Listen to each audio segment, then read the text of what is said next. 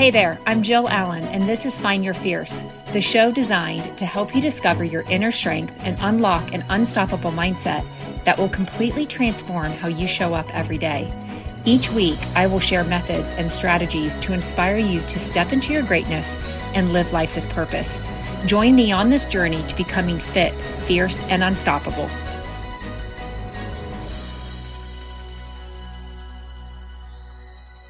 Hey friends, welcome back to Find Your Fierce, the podcast that's all about showing up with purpose, surrounding ourselves with women who lift us higher, and learning how to fuel our fire from the inside out.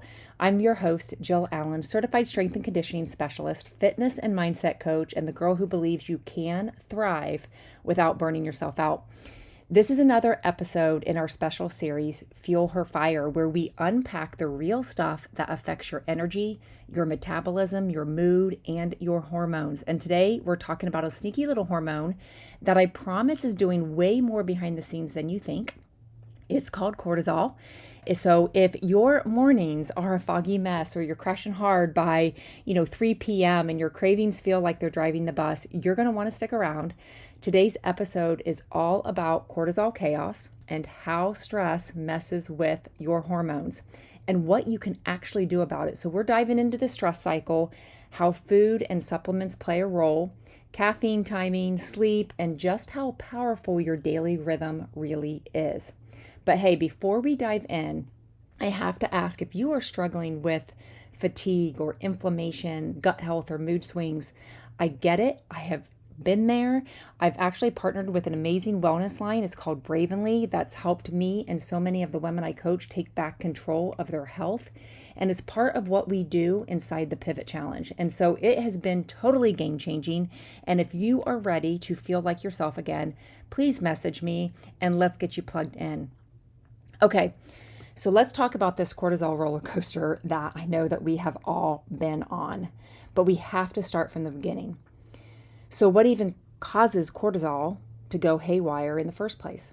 Well, cortisol is our body's primary stress hormone, and it's made by our adrenal glands. They're like the tiny little guys that sit on top of our kidneys, and basically they're our internal alarm system. And I want you to imagine this. You're driving down the freeway, someone cuts you off, right? Your heart races, you grip the wheel tighter, maybe you drop some words under your breath. That's cortisol. It's your body saying that, hey, there's danger, pay attention, react now. It's meant to protect you. But here's the kicker. Cortisol is not bad. In fact, it's essential. It's what wakes us up in the morning, helps us respond to emergencies, gives us energy to handle stress, keeps blood sugar stable between meals. All good things. It helps regulate blood pressure and even helps fight inflammation. But the problem? Your body doesn't know the difference between a life-threatening emergency and, say, your 47 unread emails or the joys of having a teenager. Your body doesn't know the difference between running from a tiger and running late to carpool. Guys, constant deadlines, poor sleep, skipping meals, too much caffeine, emotional stress, overtraining, even a sedentary lifestyle, hidden inflammation in the body, they all trigger cortisol. It's like your internal alarm system is stuck in the on position. So now instead of short bursts of cortisol like we were designed to handle, we're living in a chronic drip of cortisol all day long. And it's not meant to be on all the time. Here's the thing. Cortisol follows a natural daily rhythm. This is important, and most of us don't even know it, guys.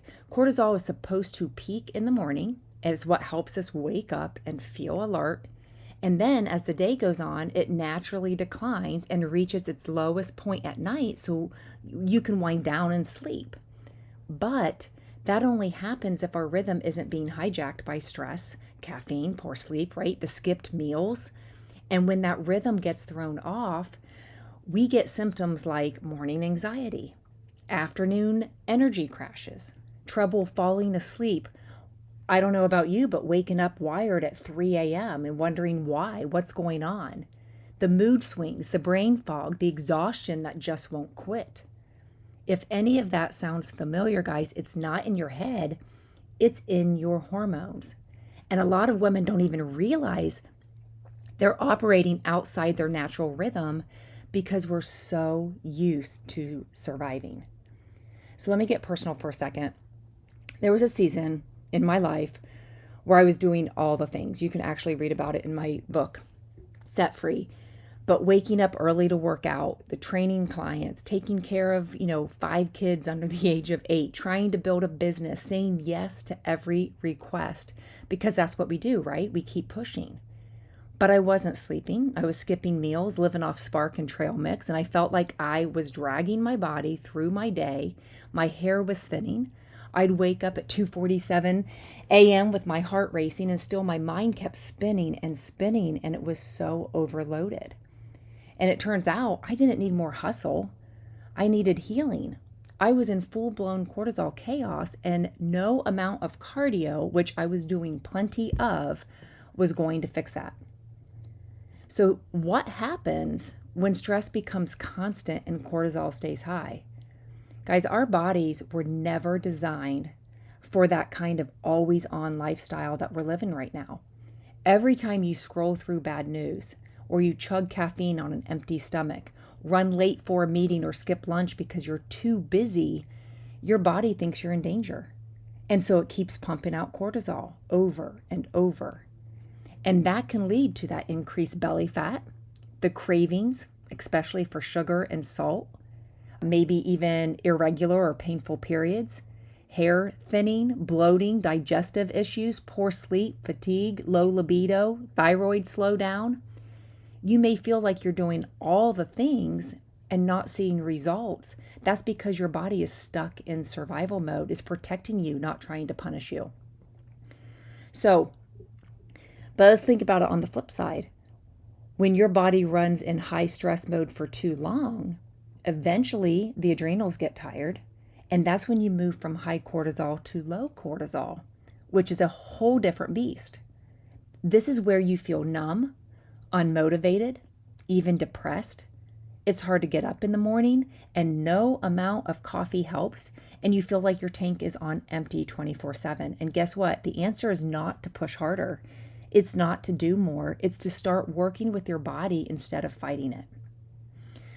Okay, so I hope I woke you up here a little bit with all those things, okay? So don't get overwhelmed and kick that cortisol into high gear. This is meant to help you so we can take a different path. But one thing here I want to talk about, it's a big one, coffee, okay? I get this asked a lot from my clients. I love coffee. I'm never going to tell you to quit coffee forever, but drinking it first thing in the morning before food, it spikes cortisol right when your body's trying to regulate it naturally. Okay, so cortisol is already highest between 6 a.m. and 9 a.m. And when you throw caffeine on top of that, especially without food, you're basically hitting the gas pedal on a stressed out system. And this leads to the jitters, anxiety, sugar cravings by 10, a mid-morning crash, irritability, and that desperate second or third cup of coffee by noon. Okay, so instead, try this. Eat within an hour of waking, something with protein and fat like eggs, avocado, maybe a smoothie with protein, nut butter. Then have your coffee. Wait 60 to 90 minutes after waking before your first cup. Let your cortisol do its thing and then caffeinate. It seems small, but it makes a massive difference in how your body handles stress the rest of the day. I actually made a swap. You have to check out Brewed. It's the best mushroom coffee ever. Talk about focus without the crash.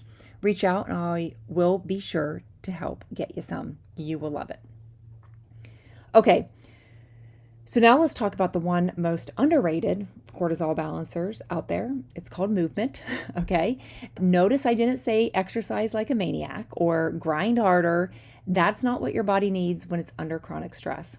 In fact, intense workouts at the wrong time, especially when you're already exhausted, can actually spike cortisol even more. So what helps? Well, we want to be smart about it. We want to have supportive movement, the kind that works with your body instead of pushing against it. So here's the deal. When you move your body, whether it's a strength session, because I'm all about the weights, a walk outside, maybe some gentle stretching, dancing in your kitchen, guys, you actually help complete the stress cycle. Movement tells your nervous system, hey, we're safe now. We can shut off the alarm, right? And so here's what I recommend if your cortisol is out of whack. Walking. Guys, especially outside in nature or with a friend, it's calming, it's steady, it helps clear your mind. So I encourage about 20 to 30 minutes a day. Strength training 2 to 3 times a week, especially in the morning, can actually support your cortisol rhythm and metabolism. Not to mention it builds resilience to stress, okay? Gentle stretches, not for the calorie burn, but to breathe, stretch, shift into that rest mode. And then that restorative movement in the evening, right? So I want you to, continue to think about stretching, the breath work, foam rolling. Guys, this signals your body to wind down. And here's the big one. Move your body in the morning when that cortisol is naturally the highest. That's the time your body is built for activity. It also helps anchor your rhythm for the rest of the day. So I want you to remember this. Movement is medicine. You don't have to earn your food or crush 60-minute HIIT classes to see results. Your body isn't broken. It just needs the right kind of support to get it back into rhythm. All right. So let's talk a little bit more about support when it comes to nutrition. Your body is talking to you. Okay. We've talked about this in the previous episodes of Fuel Your Fire. If we listen to the cues, right, then we can give our body what it needs. So let's talk about how to nourish your body when cortisol's off. Okay. Food's a biggie. Food's first. So I encourage protein with every meal, especially breakfast. So I want you to think eggs, Greek yogurt, protein smoothies, chicken with lunch, right? Protein is stabilizing. It keeps the blood sugar and cortisol stable. So think about, and this could be huge. We talked a little bit about this before, but 20 to 30 grams per meal, at least 100 grams of protein per day. To me, it's a non-negotiable. Healthy fats. Avocado, nuts, olive oil, salmon. Fats are hormone fuel. We need them. And then fiber-rich carbs, guys, sweet potatoes, oats, quinoa, berries. They help keep blood sugar and cortisol steady. Carbs are not the enemy. Your adrenals love them when you are burned out. But with that being said, we need to limit refined sugars and ultra-processed foods and then swap them out with the foods that help, right? Like the carbs that we were talking about, the healthy fats, the protein, greens, berries, fermented foods that help with that gut-brain connection. And then hydration, because dehydration is a stressor. Add a pinch of salt or minerals to your water if you feel depleted. If you work with me or been around long enough, you know I always encourage you to chug the gallon of water per day. And then what about skipping meals or under eating, which a lot of us do and we don't even realize it, because we go back into that diet mentality.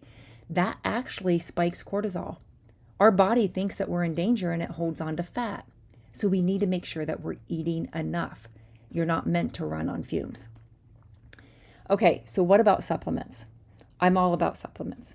I can't imagine not filling in the gaps when our nutrition needs some work as we're going through that process, okay? So if your stress is high and you feel like your system is always on edge, here are a few adaptogens and nutrients that can really help your body cope, okay? The ashwagandha, guys, this is that powerful adaptogen that helps lower cortisol and supports your adrenals. It can help calm anxiety and improve sleep. I like taking it at night or midday when stress peaks. What about the rhodiola rosea? This one helps improve resilience to stress, especially mental fatigue. So if you're mentally fried or dealing with burnout, the rhodiola can be a game changer. Best taken in the morning, early afternoon, not too late because it can be energizing. And then magnesium, especially magnesium glycinate or magnesium citrate. It helps your body relax, supports sleep, can lower cortisol levels, calms the nervous system, and supports deeper sleep. And of course, we need those B vitamins, okay? Stress depletes B vitamins, and they're critical for energy, the mood, the hormone production. So if you're under pressure all day, a good B complex can support recovery, and this helps replenish the energy and the mood, okay? So, of course, with all of that being said, I always check with your provider, but those are some of my go-tos when cortisol chaos is happening. And I mentioned I teamed up with the Best of the Best Wellness line. And the reason why is because they have these ingredients, just like those that I was talking about, to help us. I was blown away by the ingredients and there was no going back. So that's why I teamed up with this, because they work. They're absolutely game changing.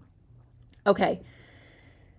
So if I could wave a magic wand and give every woman one healing tool, okay, it would be deep restorative sleep. Guys, our body detoxes, it heals, it rebalances hormones while we sleep.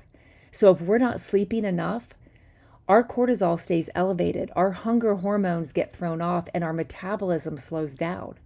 So aim for 7 to 9 hours a night, and not just any sleep. I'm talking quality sleep, okay? Or else it's a cortisol disaster in the making. So here are a few tips. No screens 60 minutes before bed. I know you're going to have to break a habit.